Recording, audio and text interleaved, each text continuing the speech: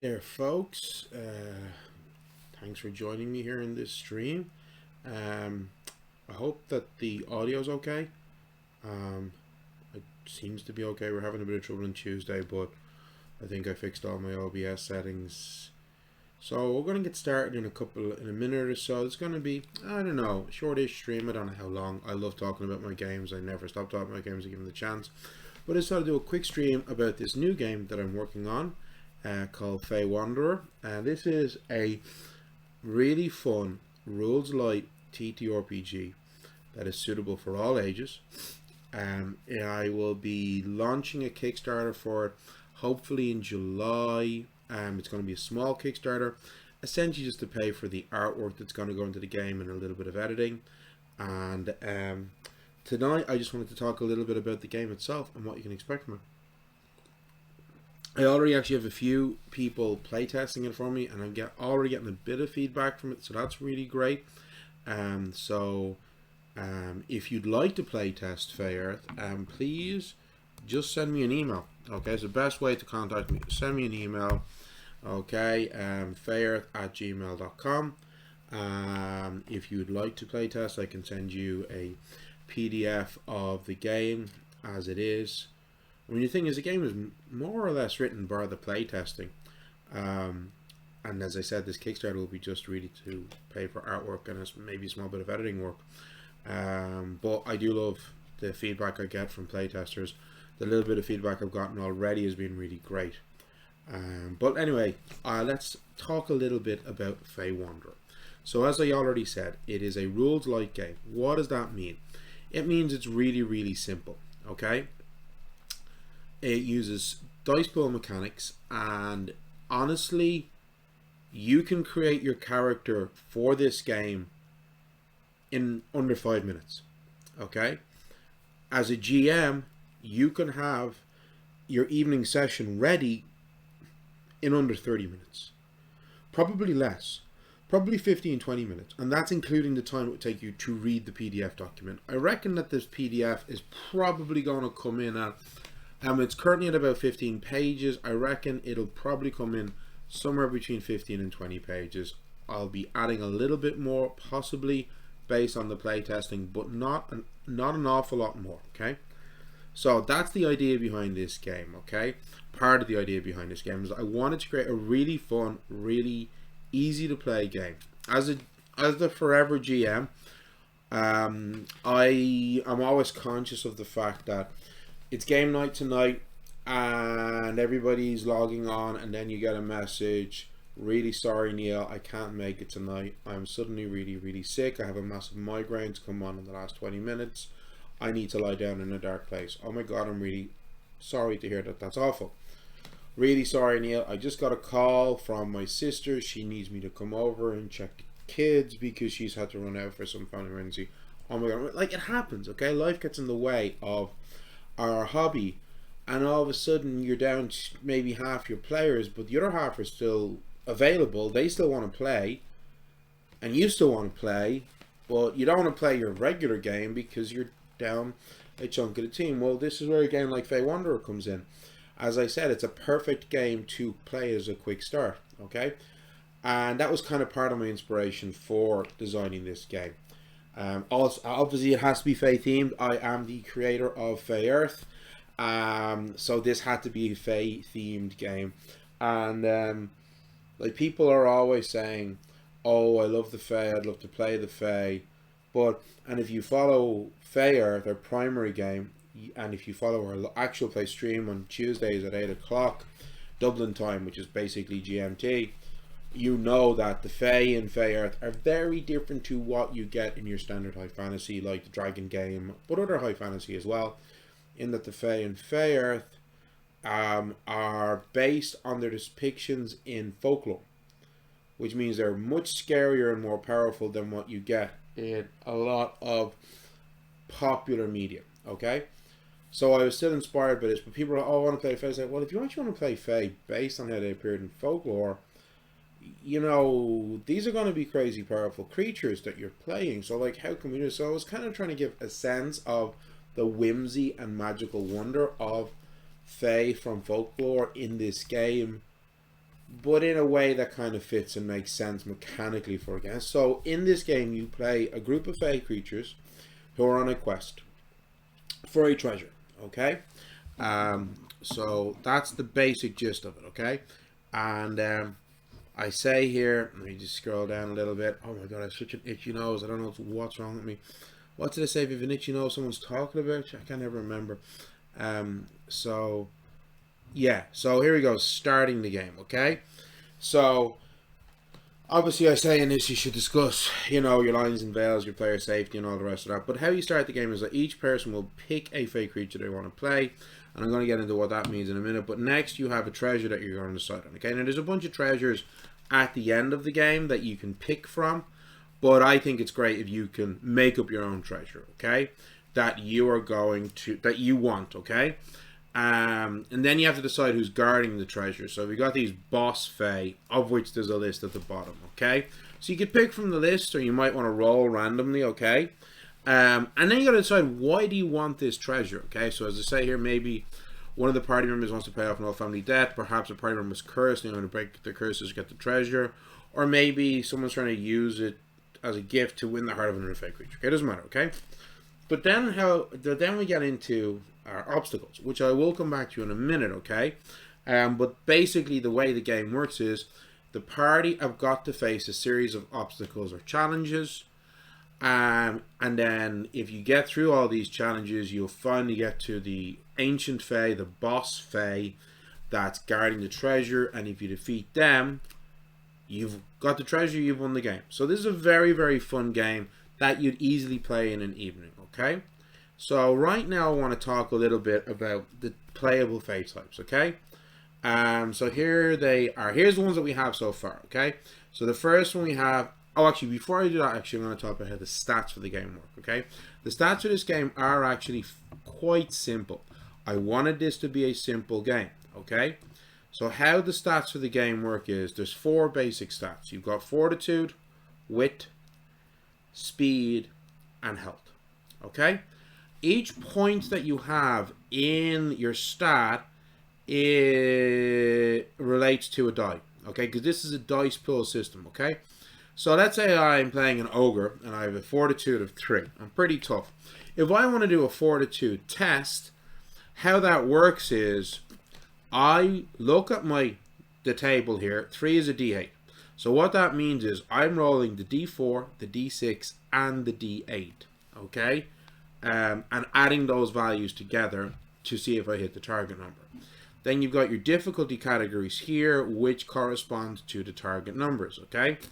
Basic has a target of 3, intermediate 7, advanced 12, merciful 18, and heroic is 24. If you're curious how these numbers were calculated, they were calculated based off of the statistical average rolls of these die, okay? So the average roll of 1d4 is 2.5. So that's why the basic category is 3. So if you have a 1 in something, you're rolling a d4, you need to get a 3 or a 4, okay? The basic roll for a d6 is 3.5, all right? So now you might say, well, 2.5 and 3.5 is 6. I have a 7 because I'm rounding them up. Hello, my dear. I hope you're doing well. I hope you're enjoying your Friday evening and have lots of plans for the weekend. It's great to see you in chat. I'm just getting started into the ability score mechanics of this game that I'm writing, Fey Wanderer. This really, really fun rules-like game that I'm Kickstarter hopefully in July to pay for the artwork and some editing, meaning that potentially by end of July, August, I will have the game out, okay? And it's going to be selling for probably somewhere around €5. I'm only doing a PDF. I'm not doing a print run because it's such a small game, okay? So essentially, as I said, your ability scores, fortitude, wit, speed, and health. Your score tells you what the max die is that you've got, and you're using that die and all the other die below it in your dice pool, okay? And then you're trying to get these target numbers, all right?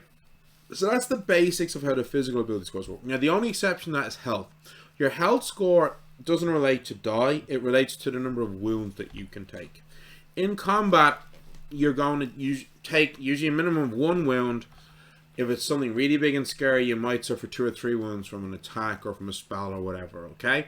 So your health is just a simple wound-based system. Okay.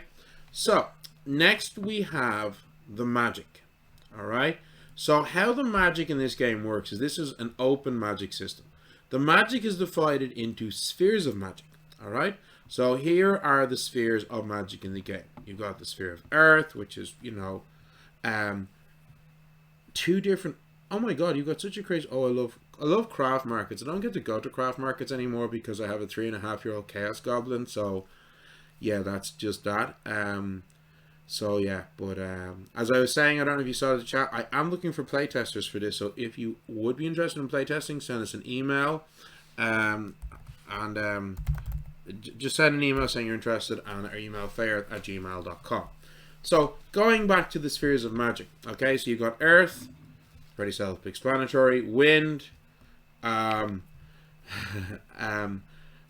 you, wind, which is like, you know, air, but also lightning, water, which is water, but also ice and cold, and fire, well, fire. Then you got the sphere of illusion, also fairly self-explanatory. By the way, illusion I also include things like invisibility, like that's a form of illusion, okay?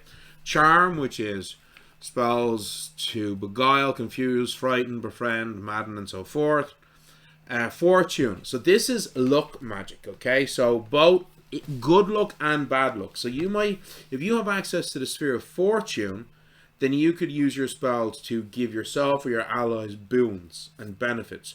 But you could also use that magic to hex somebody that you're in an encounter with, okay? Then you got the arcane, so this is meta magics. So this is where if you want to be doing magics to like do like counter spells and that kind of stuff, is that. Body is basically healing, death, fairly self-explanatory, nasty evil stuff. Alchemy is physically changing things, okay? And then wild is primal nature-based magics, okay? So when you start off with your character, and I will get back to the playable types in a minute, you'll pick a couple of spheres of magic. Depending on the type of Fey you're picking, you might automatically start with 1 or 2 spheres of magic, but you still can pick more, okay? So next we have our words of power, because as I said, this is an open magic system. It doesn't use predetermined spells. So here's the list of words of power that are currently in the game, but you might come up with a word of power and say, hey, to your GM, I would like to use this, okay? So these are the words of power. So you'll pick words of power that you associate with your sphere of magic. So let's say I have the word of power merge, and I have chosen the sphere of illusion, okay? Well, then what I might do is say that, okay, we're fighting I don't know, a giant, and what I might say is, okay, I'm going to use my sphere of illusion, and I'm going to merge my image with the trees around me so I perfectly camouflage into it, okay? If I was sphere of the earth, I might say, okay, he went to attack me, I am going to use the sphere of earth and merge into the ground to try and dodge their strike with their club, okay? And so on and so forth. When you pick a sphere of magic, by the way, you also get a score on it up to 5. So just like with our ability scores, you have scores in the spheres of magic. So let's say we're going back to our example, and I've been fighting a giant, and I have the power word merge and the sphere of earth, and I say, okay, I will use my power word earth to merge my body with the soil to drop down like, well, I'm showing my age here, like the aliens in the late 90s, early 2000 TV sci-fi series Earth 2, which no one ever knows what I'm talking about if they were born before about 1985. I'm very much showing my age here. But anyway, it was a really bad sci-fi series that had so much potential, and they only did 1 season of it. But anyway, so you get the idea. So in that example there, my giant rolls, so let's say they're attacking with a sword, so it'd be a fortitude roll. So they roll, so let's say they got a fortitude of 3, okay? So they roll their D8, their D6, and their D4, and they add them together. And then I've got, let's say I have Sphere of Earth intermediate level, a score of 2. Okay, so I roll a D4 and a D6. So they roll their D4, their D6, and their D8. Let's say they get a 2, a 2, and a 3. So that's a 7. I'm rolling a D4 and a D6. I want my 7 to, or my roll to beat their 7. Okay, if I do, then my spell succeeded, and I was able to dodge their attack.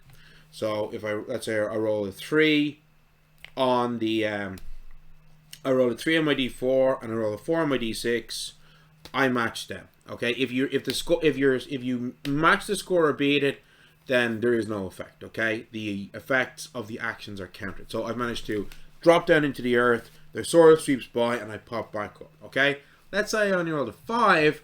That I tried to drop down, but they hit me before I drop. And then we go to the character sheet for the giant. Okay, they attack with a sword. They're using fortitude, and each strike with the sword causes 2 wounds. So now I've suffered 2 wounds. Okay, so that's the basics of how that is working. Okay, but as I say, you've got a whole bunch of words of power, and the idea behind this open magic system was really, really simple. My primary goal with Fey Wanderer was I wanted a really simple, easy game in terms mechanically. Okay, I also wanted a nice small game. I'm not gonna lie. I've been working on Fey for nearly 6 years now. I remember I did a word count well over a year ago. Actually, Jesus Christ, more like 2.5 years ago now to think about it. I've written over 100,000 words for Fey Earth. That's the equivalent of 5 master's theses. All right. The early release core rulebook, The Explorer's Guide to Fey Earth, which you can get on our itch page, is about 250 pages. That's how much I've written so far. But I get kind of jealous of all these other amazingly talented creators who've got these really amazing fun games that are like, 5-10 pages long. Okay, I've said this many times before. One of my favorite indie games, written by @BlackGirlMage, No Bump in the Night, a wonderful game in which you are playing toys, protecting your child from the boogeymen in the closet and the monsters under their bed. I think the entire game is like 14-15 pages, and I love it, and it's amazing, and I've played it a bunch of times with friends and at cons. I wanted a really fun game like that. Okay, something that's really fun, really simple, 20 pages max, that I can sell for a fairly low price, say €5, €10, something like that. Something that I can throw into bundles easily, that fit into different types of bundles. Because Fey is just a really big game. It's like the Dragon game in terms of its scale and its size, or World of Darkness. It's a big, big game. So I wanted something like this. Now the thing is, if you want to have magic in your game, the problem with magic is a lot of the time we have predetermined spell lists, like we have in Fey, like you have in the Dragon game, Pathfinder, and a lot of systems. Okay, and there's nothing wrong with that, but that creates a lot of paper, a big word count. This system, this open magic system, where you pick a sphere of magic that you have training in, and then you pick a word of power, and then you combine the two, means that like my entire magic system on this for this game is basically 1 page. That's it. That's the entire magic system, okay, for this game. And what limits you in terms of what you can do with the magic is your creativity, okay? And that is essentially it, okay? So it's very, very fun. And the feedback I've already gotten from my playtesters, they loved this aspect of the game because it really encourages creativity. Also, as I said, this is a game that you can play for all ages. The only maths in this game is rolling a bunch of different dice and adding the numbers together and seeing if your number beat a target number or beat the other roll, okay? That's it. There's no modifiers. You're not wondering, am I proficient in this? Do I have advantage? Do I have disadvantage? There's none of that. You're simply rolling your dice, adding your numbers, that's it. And then beyond that, the magic is purely down to how creative and imaginative and how persuasive you are. As I say in the game, if you want to do something with a spell that is not countering another creature's actions, and that determines the target number, your GM will determine the target number based on how reasonable your idea is and how persuasive you are in convincing him it's reasonable, okay? So I do actually think this is a game that's going to be really great for kids, for young kids, because the magic in this is all about your imagination. It's all about your creativity. And I think kids will really like this game because kids are so wonderfully creative. They come up with these incredible ideas all the time, you know, that I think this is going to be great. So going back now to the, where are we? To the Fey types. Character creation, if we would even go so far as to say that. I've got our list of different playable Fey types. These are just ones that I created. So you got a goblin, a fairy. Now the goblins in my game are based on goblins from folklore, so they are not green-skinned, cave-dwelling, terrified, idiotic creatures. They are described as a short, elderly figure with white hair, wearing nice green clothes, conical pointed hat, and a slightly green tint to their skin. You got your dwarf, okay. We've got a satyr, or satyr. I can never remember what the proper pronunciation is. A puka. Interestingly enough, the puka, which comes from Irish folklore, no one knows what the puka look like. Okay? In all stories of the puka, they are always in the form of an animal. Those animals usually being a small black horse or pony, a large shaggy coated black dog, or sometimes a large black goat. There is never, and I've done my research on this, and Ireland has very, very rich and well-preserved folklore. I've never come across any story of a puka in which the puka is in its true form. Okay? So that's why in this game, I say the creatures do not have a set form but constantly shifting between a small black horse, a large black dog, or a goat. Now, obviously, you might decide, okay, no, but I'm going to switch into a cat or a bat or whatever. It doesn't matter, okay? Next, we've got our brownie. Okay, it's a tiny little creature. Looks like a minute human. Curly brown hair, large brown eyes, rosy cheeks. A nixie. Nixies come from... well, nixies are kind of a funny one. They come from both Norse and Germanic folklore. They were a type of river nymph or freshwater fae. Usually described as beautiful, feminine figures, quite short, and often described as wearing like diaphanous white linen gowns and the likes. Pale white skin, sometimes lightly blue. Always described as being beautiful and delicate looking. Depending on the stories, their origins do vary. In some stories, the nixies are believed to be the spirits of women drowned by evil men. In other stories, they are elemental spirits of nature that sometimes would draw and entice men in, okay? So when you got your nixie, next you got our ogre, big, hideous, protruding lower canines, so forth. Next you got our centaur. We all know what a centaur looks like. A nymph, feminine form, forest green hair, darkly colored skin, and then we got our pixie, tiny creature like the fairy, only this time without the gossamer wings, wearing clothes that seem like a child. Now, actually, this was one thing. Basically, just it's not. No, this isn't the bestiary. Whoa, what? Oh, sorry. Hold on 1 second. Stay in the call. So this isn't the bestiary. These are the playable types. Okay, these are your playable creatures that you can be in this game in Fey Wanderer. This is a fun little TTRPG I've been writing. Kickstarter launching in July, and hopefully have it out by August. Okay. And these are and in Fey Wanderer, you play Fey creatures questing for treasure in the Fey realm, okay? So we're just going through the different types of creatures that you have. And after some feedback I had from my playtesters, I actually was like, okay, well, hold on. What if you don't want to play any of these creatures? And I put in a little bit now of how you can create your own creature. So people with keen eyes might have spotted this, they might not have. But our stats for our Fey creatures... fortitude, wit, speed, and health adds up to 12 for all of these creatures. So, if you want to create a Fey creature, assign the stats as you want, adding up to 12. But the next thing is, all Fey creatures come with a starting bonus, okay? Depending on the type, okay? So, if you're a fairy, you start with basic. That's level 1 in the Sphere of Illusion and Fortune. You don't have any power words yet, but you have those spheres, okay? The Goblin, it's Illusion and Charm. The dwarf, it's Earth and Fortune. The satyr, basic in the Sphere of Charm, then a +1 to their wit or to their speed. For the Puka, any 2 of Illusion, Charm, or Fortune. For the Brownie, any 2 of Fortune, Charm, or Body. The Nixie, basic in Water and Charm. The Ogre, basic in the Sphere of Death or Earth, and a +1 to their Fortitude. Okay, so that means that this 3, if you pick, that 3 actually becomes a 4, okay? If you're playing the Ogre, okay? So that +1 isn't included, okay?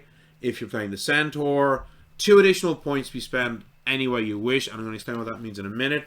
The Nymph, basic in the Sphere of Charm, and also Fortune or the Wild. And then a Pixie, any 2 of Illusion, Charm, or Wild. Okay? So, you pick your Fey creature that you want to play. You have your starting bonuses, which might be set, or you might have a slight choice. Next, you have 6 points to assign to the creature, whichever way you want. Okay?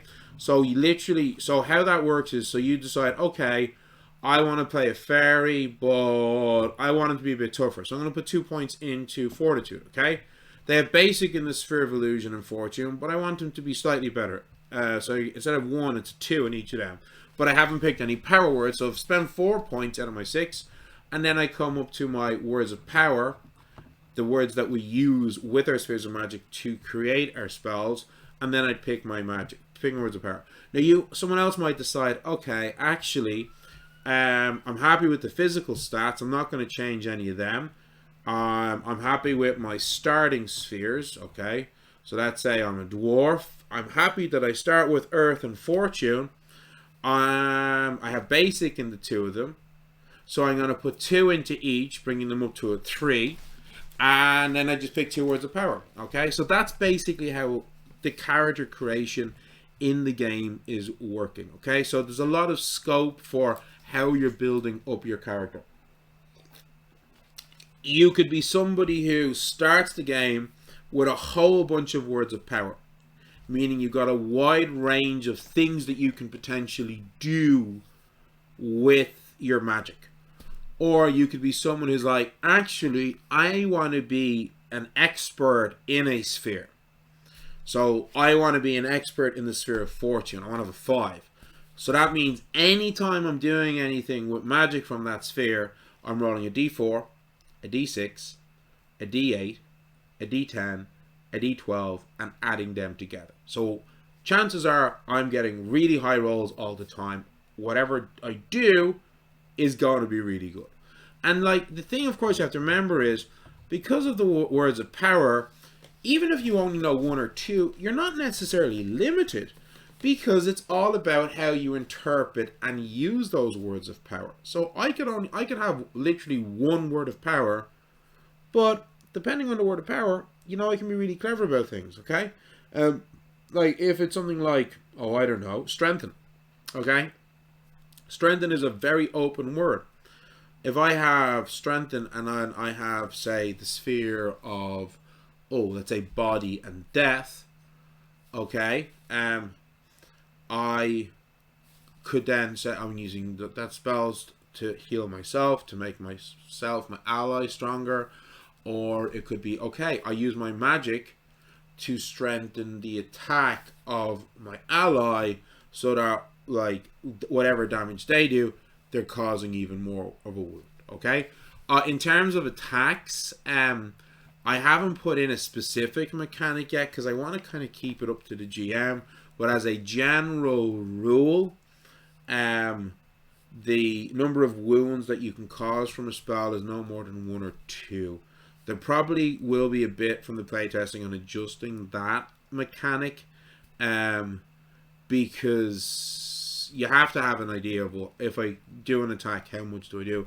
Whenever you successfully attack in the game with either a physical attack or with a magic-based attack, you'll always do a minimum of 1 wound. And then how many wounds you get depends, okay? So that's the basics of character creation in the game. By the way, if anybody has any questions about this, please just put them into the chat. Don't be shy, okay? I have some play examples here as well, so you can carry through, or you can figure it out. You can figure out what we mean, contextualizing the maths. I have to be careful of this because, like, I'm a maths teacher. I teach hard sums to teenagers every day, okay? That's what I do. But getting back to now the obstacles, okay? There's a minimum of 3 obstacles or challenges in a game of Fey Wanderer. You'll have a terrain-based obstacle, you'll have a social obstacle, and then the final boss fight against the ancient Fey guarding your treasure, okay?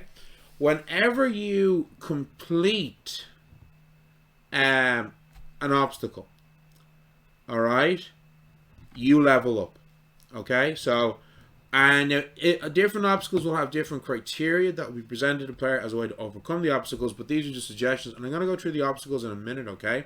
But when you get through an obstacle, you level up, and what that means is you get, I don't see it here, which is weird. You basically get 3 points, I think it is, to spend however you want. So when you finish your terrain challenge, your terrain obstacle, you're healed of any wounds that you suffered, unless something specific happened in the challenge that causes wounds to carry forward. And you get 3 points to spend however you want. So you can spend them on your ability scores, your fortitude, wit, speed, and health, increase them. You could spend them on a sphere of magic that you already have and increase your level in that. So that increases your dice pool when you create magic from that sphere. Or you could spend it on getting more words of power so that you can do more with the spheres you have. You could also get basic in a new sphere, okay? So that's how leveling up works, okay? And I do mention dying here. It's not impossible to die in Fey Earth, but the game is designed to be a non-lethal system because it's supposed to be about whimsy and fun. If you suffer a number of wounds in an encounter equal to your health, you're considered to just fall unconscious. If another player has magic from the sphere of the body, then they could use that to maybe heal you, or they might come up with a really inventive, clever, like really imaginative way to heal you using magic from other spheres. Who knows? It's up to the player and the GM to decide. But if not, basically how it works is once you hit 0 health, you've taken a number of wounds equal to your health score, you are unconscious and you're unable to act any further in that challenge, in that obstacle, okay? But if the rest of the party completes the obstacle, and by the rest of the party, I mean at least one party member is still conscious by the time they've overcome the challenge, everybody gets through. Everybody levels up and everybody's back to full health for the next obstacle, unless, as I said, the obstacle that you were in has a effect that carries forward, okay? So right now I just want to quickly look through some of our obstacles. So here is the terrain obstacles, okay? So the first one is a thick forest of vines of ivy that lash out to capture and entangle.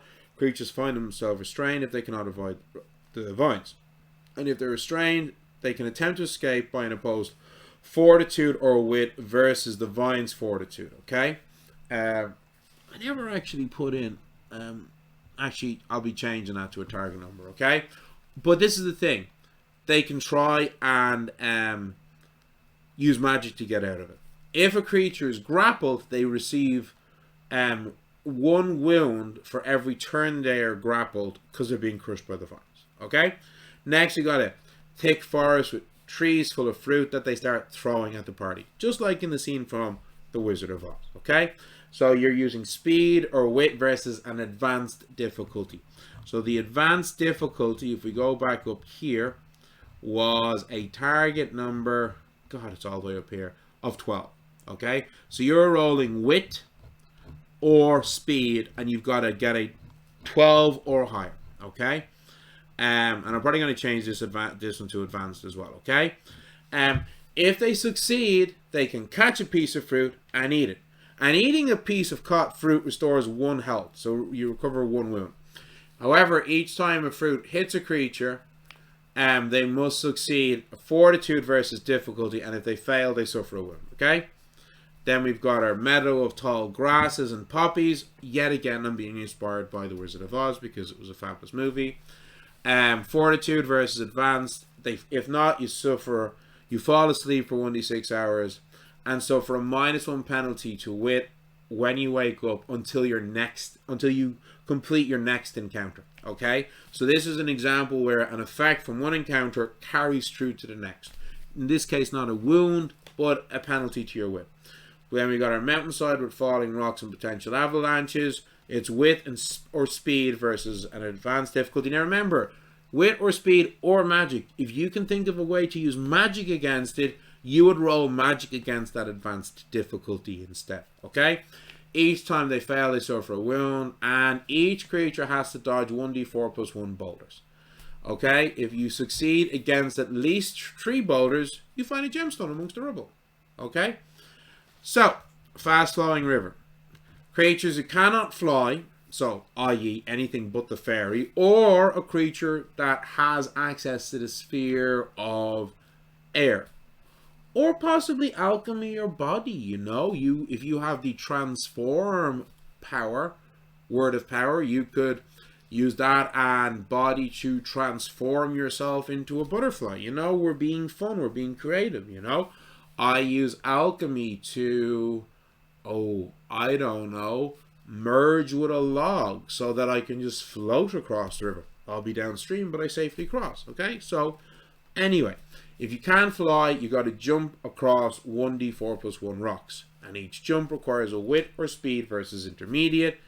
If you fall into the river, you're swept away and suffer 1d3 wounds being buffeted against the rocks in the river, and you're out of the encounter.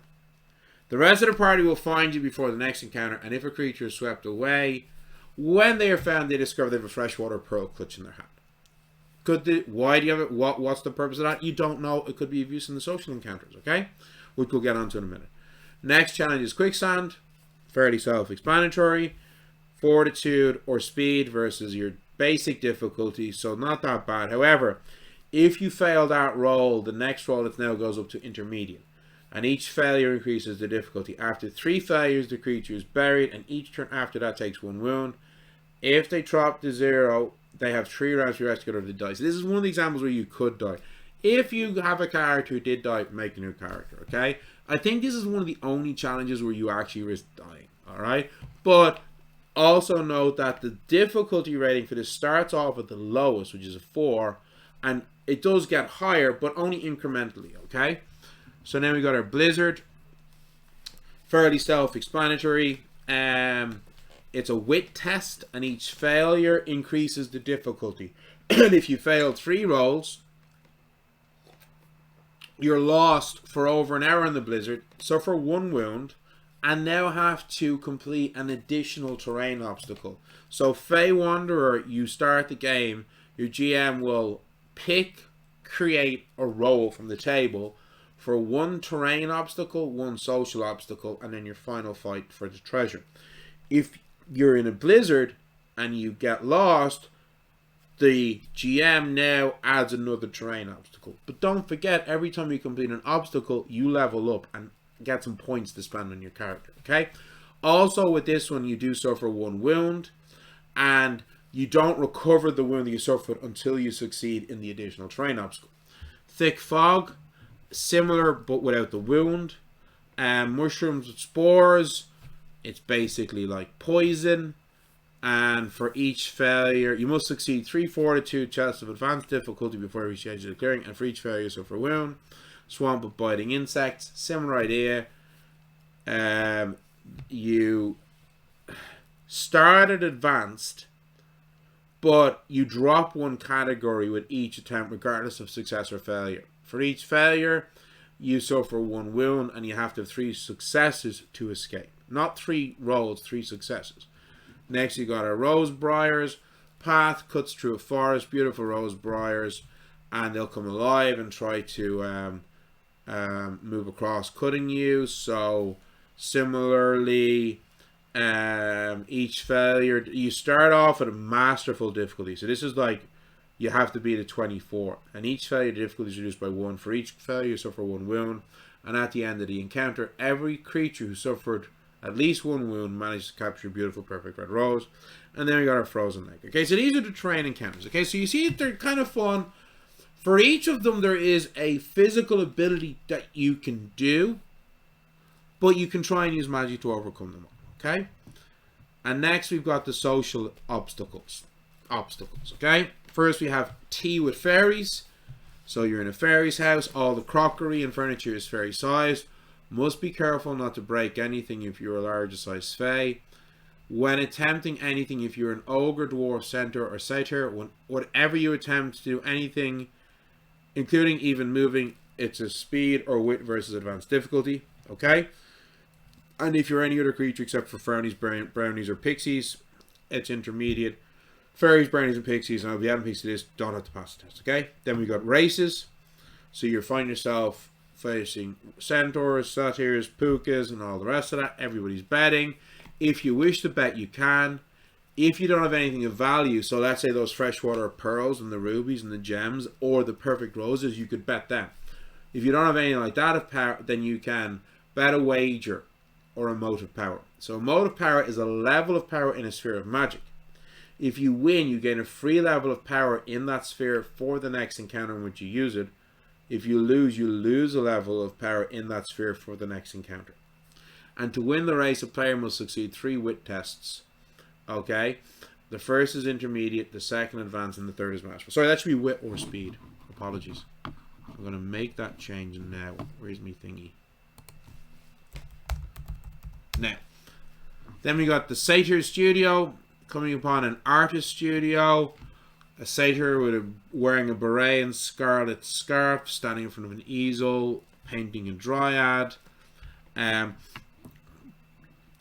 So you're trying to inspire the satyrs to help them get. So if the creature can find some way to inspire the satyr here, he will help them by giving them some enchanted paint, and it allows you to create an object by painting it. Okay, and we've got a giant hall feast. So you're literally at a feast with some giants.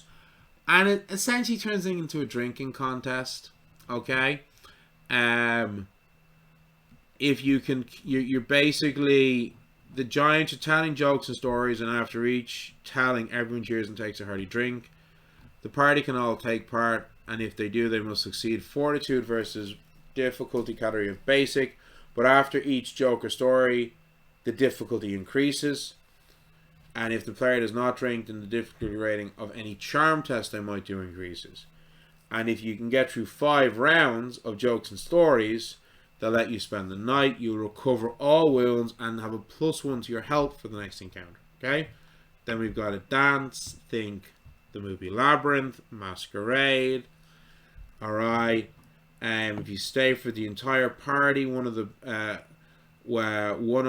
dance party members will give a gift of an extremely precious gemstone for being such a lovely dancer and conversationalist. And then you got a village party, like a fete party, in the village square, okay? And it's games of challenges of wit and all the rest of that. And if you complete a challenge, you get a prize of a mode of fortune, which is an additional D8 to any single test, okay? Oh, this is another thing that I forgot to mention. In this system, we fail forward. So if you fail in any test, be it an ability test or a magic test, the next time you do any test, you add a D4 to that roll. If you fail again, that becomes a D6, D8, until you succeed in a roll. So even if you're failing, your chances of success do still increase. So, oh yeah, there's a few more. There's a Murder of Crows in the Game of Hide and Seek. We're not going to give it all the way. And then we finally have our bosses, okay? So we've got a couple of different bosses. First is a fire giant. They have each creature at the end here has a physical attack, the ability score that they use for the attack, and the amount of wounds that the attack causes. Okay? And each of these creatures also we have their ability scores, which as you can see add up to more than 12. The spheres of magic that they have and their level in that sphere of magic, okay? So if it's an advanced, that's a 4. If it's masterful, that's a 5. So the fire giant has advanced training in the sphere of fire, so they have a score of 4. So that means if they're doing any magic with fire, they're rolling a D4, a D6, a D8, and a D10. If they're doing something with earth, they also do that plus a D12. And their words of power: harden, grow, build. Next is our elf. Now, just like in Feyre, the elves in this game are based on elves from folklore. So don't be thinking D&D. If you're thinking Tolkien, you got to be thinking Celeborn, Galadriel, Elrond, not Legolas, okay? So, their weapon is a sword, and they're using wit for that, actually. They have training in 3 spheres of magic. They have a score of 3 in fortune, a 4 in the arcane, and a 5 in charm.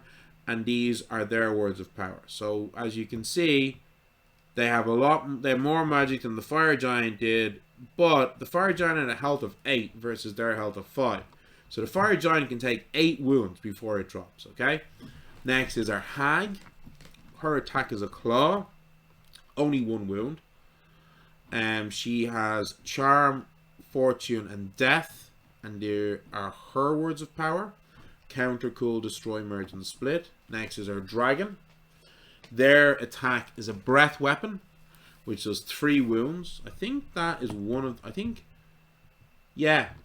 the breath weapon of the dragon is the worst for the physical attacks. And their spheres of magic: arcane, fortune, and charm, and their words of power. By the way, all of the creatures in this, the boss creatures, I think they all have different words of power. There might be 1 or 2 which share a couple of words of power, but I try to give them all different words of power. Next, you got our leprechaun, and their attack is a shillelagh. And their words of power there: alchemy, illusion, and fortune. Next is the unicorn.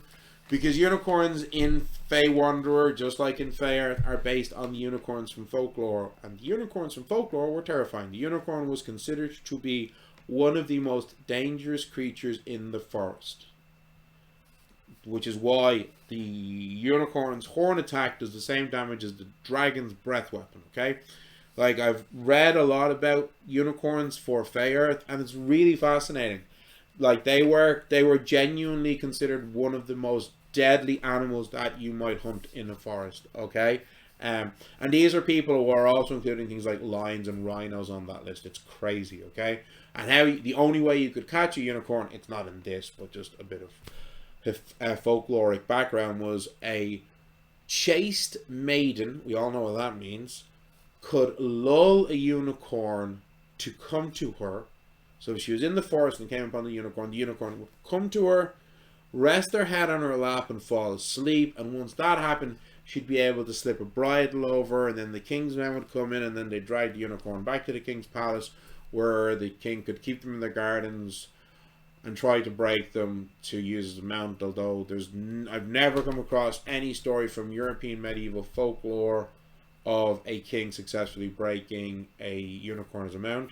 But I do remember, a few years ago, seeing an article about, it was a manuscript, I think it was an English manuscript from the 16th century. It was a cookbook for recipes for the noble class, and it actually included a recipe for how to cook a unicorn. So there you go. But anyway, so there's our unicorn.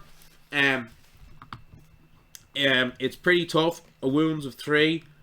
Health of 5, so take a bit of a smackdown. Fortitude of 5. It's one of the most physically powerful creatures. Body, earth, and wild, and there's its words of power. Next we have our Sphinx, a bite, also pretty tough. Okay, wind, fortune, and charm, and a good few words of power. Our Phoenix. So we've got the dragon, the unicorn, and the Phoenix all have a wound of 3. Okay, pretty tough again. Its spheres of magic: body, air, and fire, and then its powers. And then we have the Nukkalevi, which is a terrifying creature from Scottish folklore. From, I think it's the Hebrides. I can never remember if it's the Hebrides or the Orkney Islands, but it was on the islands in the north of Scotland, and they're like really scary. They're described as being a giant demonic creature that was like a giant horse nearly the size of a house, but the horse's body was, the skin is stripped of the body, and often described as having a single terrifying eye atop his head. So all the muscle and sinew of the horse's body was visible, and sitting atop the horse was a human figure, sometimes depicted as having only a single eye, with all of its skin removed, so its muscle and sinew were showing, often described as having long arms that would trail nearly to the ground atop the horse's back. In Scottish folklore, they were associated with plagues. Knuckle-leavies were said to be able to blight entire towns with diseases and plagues and kill them all. Oh yeah, like none of my party has ever met a Knuckle-leavie because nobody's ever gone north of Scotland. But it's something that if I ever have anybody going that far, I can't wait to throw it at them. It'll be terrifying. But this is another one of the creatures in the game that does 3 wounds with an attack. Okay? Now to put this into context, alright? The fairy, for example. We scroll back up here. A fairy is a health of 3. So if a fairy gets hit by a dragon's breath weapon, the unicorn's horn, or the Knuckle-leavie's disease, they're at 0. They're dropped to the ground. So that's just to give you an idea, okay? Most of the Fey types that you can play, they have healths of 4. A few have 3. The smaller ones have 3. But then you got guys like the ogre's a health of 6. The centaur is a health of 5. So yeah, but just to be aware, okay? So just to put it in the context, okay? So our Knuckle-leavie, pretty terrifying. There's its spheres of magic. There's their words of power. And then our final one was the Manticore. Okay? Manticore from Middle Eastern folklore. Stinger. As their attack, their words of their spheres of magic, death, air, and fire. And their words of power, haste, pierce, slow, and weaken. So when you are starting the game, you know, you'll decide, the party could decide themselves, oh well, like here's my convenient number that is a polyhedral die. So you could just roll a d10 to pick your creature. Or you might decide, actually no, I'd love to fight a hag, oh I'd love to fight a phoenix. The party can decide themselves. As a GM, I would recommend you don't show your players the stat blocks for these creatures. You know, you certainly show them the list. Here's the list of creatures that you can fight. Do you want to pick one? Or will we just roll? That's a great thing to do. I wouldn't show them the stat blocks. Okay? And then finally we have the treasures. Now these are the treasures that I came up with. I do say at the start, encouraging the players to think of their own treasure. But this was a simple set of 6. Alright, that I came up with. The first was the Dawn Rose, a beautiful single-stemmed rose. The leaves are the richest and most verdant green. But the petals are made of rubies that glow with the soft red of a dawn sun.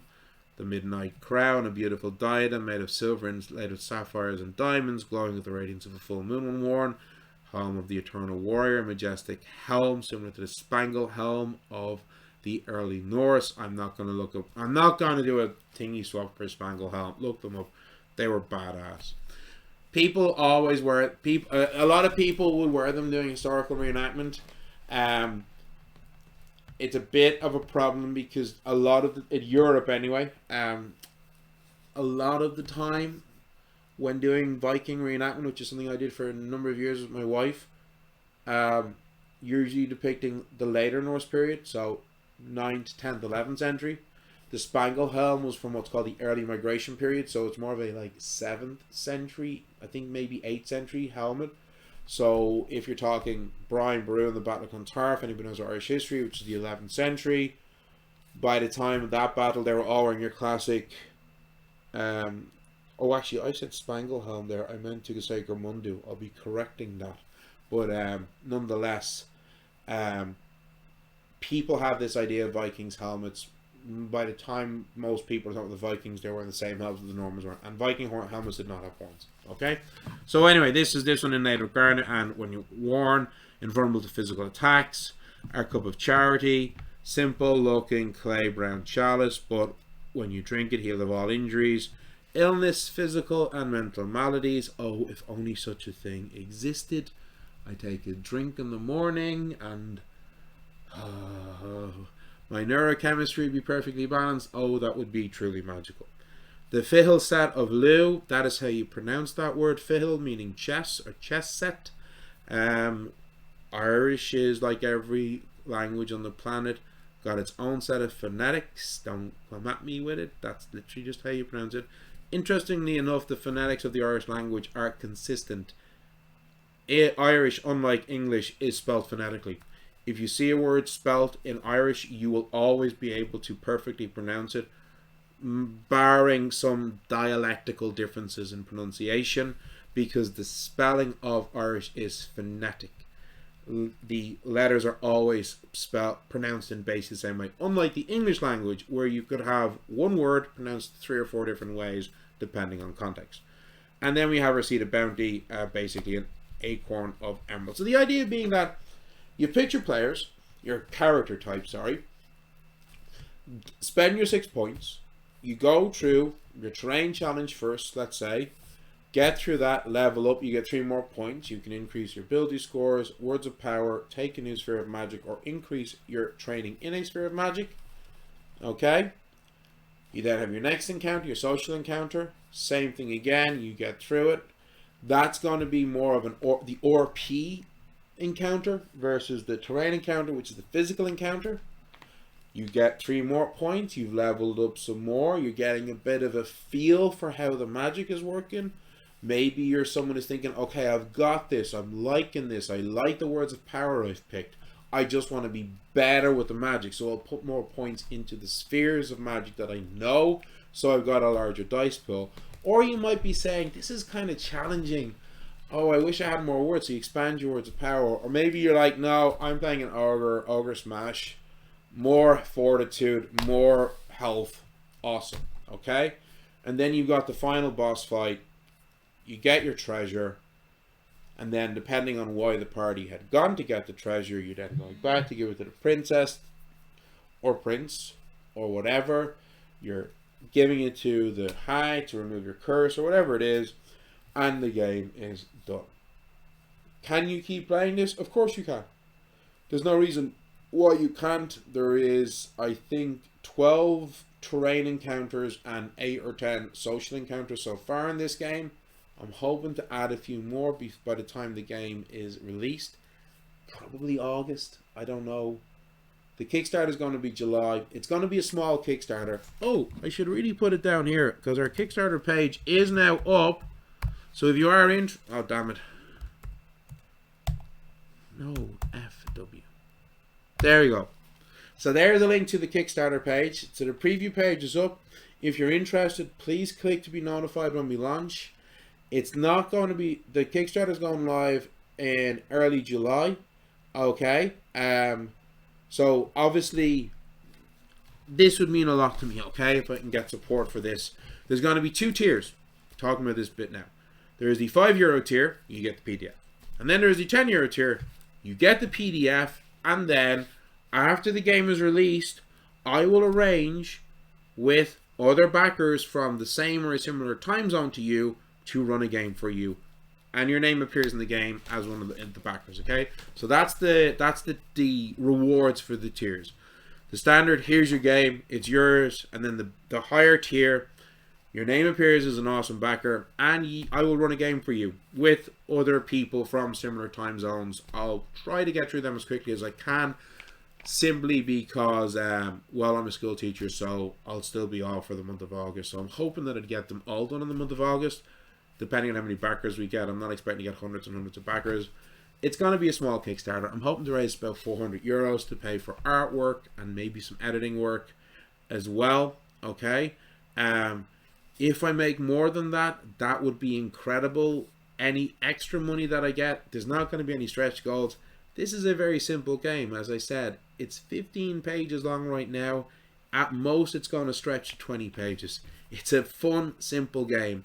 So if we do break our funding target and are making more money, any additional funds made from this Kickstarter are going into Fey Earth, are going into paying artists, because fuck AI, paying artists fair wages for their work that will appear in my game, okay? So, oh my god, I've been on here for an hour. I did not think I could actually be talking this long. So there we go, folks.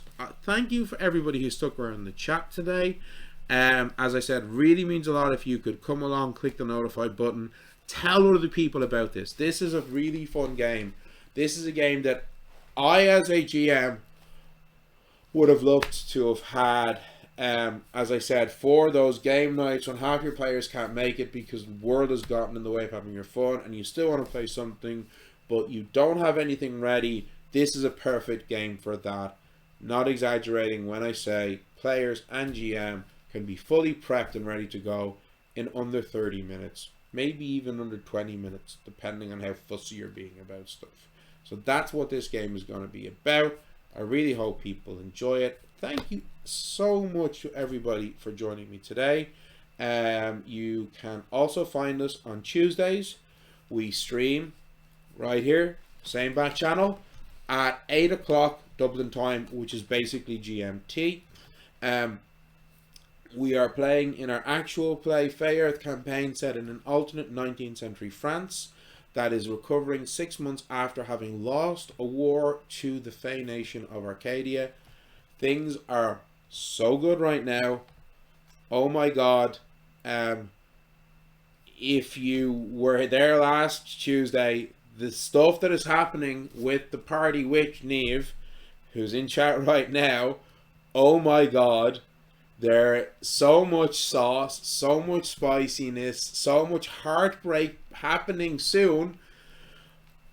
Please come along. If you can't make our live streams on a Tuesday, because time zones, I put the VODs up on our YouTube channel within 24 hours. Okay, so I try to put the VODs up within 24 hours of the live stream on a Wednesday evening.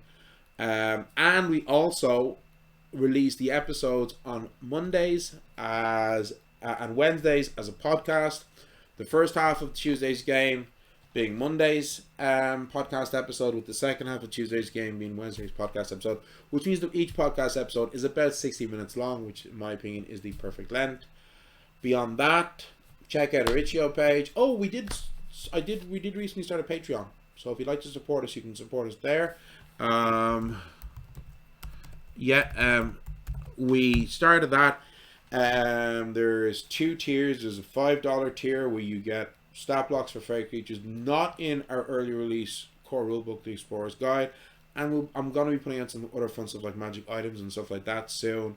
And then at it's fun stuff to add to your game if you're playing Fey Earth at home with your friends, because our Explorer's Guide free to download over on our Rich page. Our Starter Adventure, Trouble in the North, free to download. It's pay on over on the Rich page. So this is stuff you can add to that.